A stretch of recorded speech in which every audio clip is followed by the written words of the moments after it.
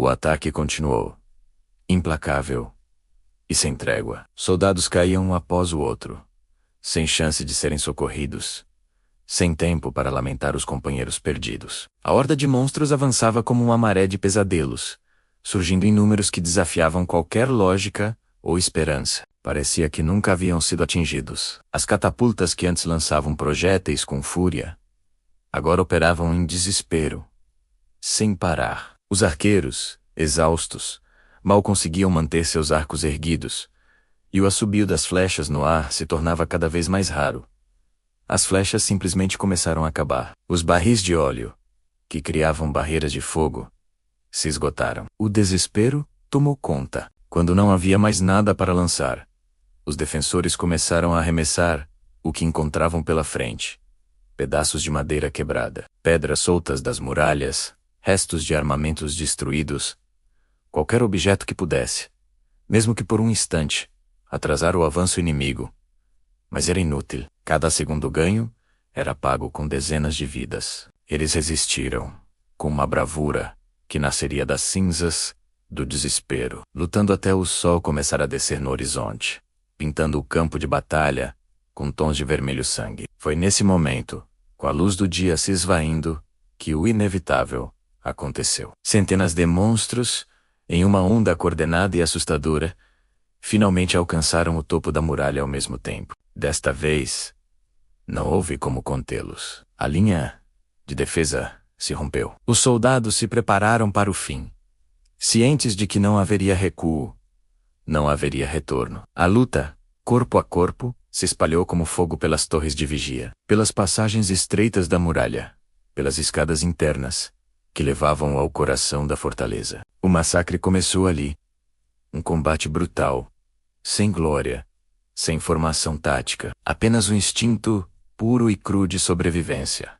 Foi então que o soldado entrou no combate. Ele não lutou como um rei, protegido por sua guarda. Ele lutou como um soldado, ombro a ombro com seus homens. Com sua espada, ele abria espaço onde não havia, derrubando criaturas monstruosas, enquanto outras, imediatamente, tomavam o lugar das que caíam. Mas os números eram esmagadores, e só aumentavam. Para cada monstro que ele abatia, mais surgiam das escadas, escalavam as muralhas.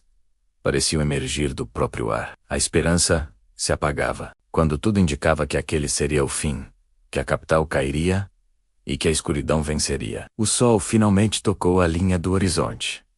E então, um som. Não era um grito de guerra, nem o barulho de uma explosão.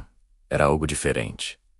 Um chamado, um comando que ecoou não nos ouvidos, mas na mente de cada criatura. Os monstros, que até então era uma força de caos implacável, pararam. Um a um, eles interromperam seus ataques, soltaram suas presas, recuaram alguns passos, e todos, sem exceção, olharam na mesma direção. O silêncio que se seguiu foi tão abrupto, tão total, que os soldados demoraram a processar. Eles ainda estavam vivos.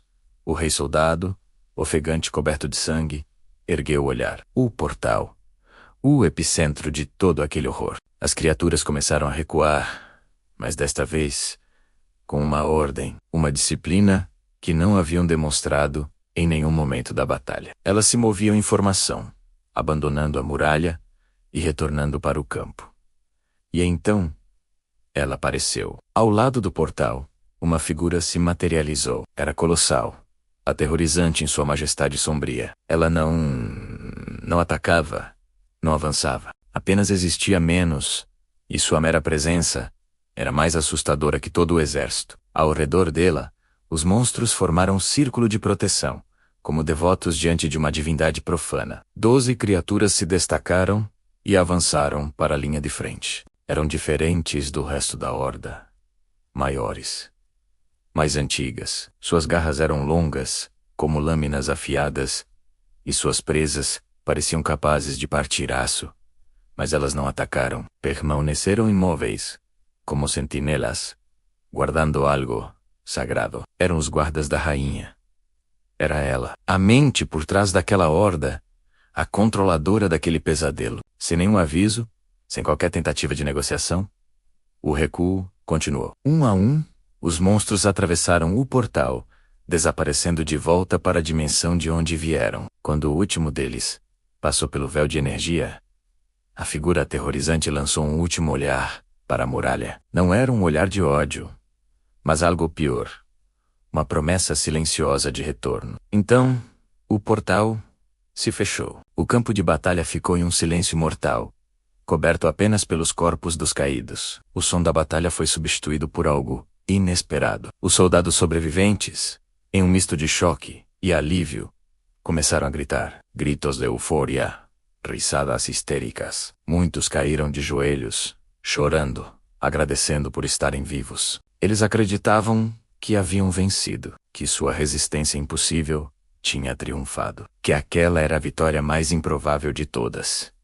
Mas o rei soldado não sorriu. Ele conhecia o gosto da vitória, e não era aquele. Vitórias não deixam aquela sensação fria de um desastre adiado. Então, os pássaros chegaram, centenas deles, como uma nuvem escura no céu crepuscular. Eram mensageiros, vindos de todas as direções do reino. As mensagens presas às suas patas eram poucas, curtas, mas suficientes.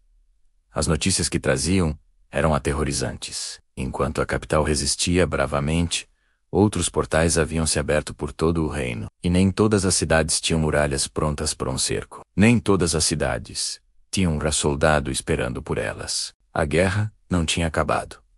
Ela estava apenas começando. A história de Caé continua. Se você está acompanhando esta jornada, não se esqueça de se inscrever no canal e ativar as notificações para não perder o próximo capítulo. Muito obrigado por assistir e até a próxima.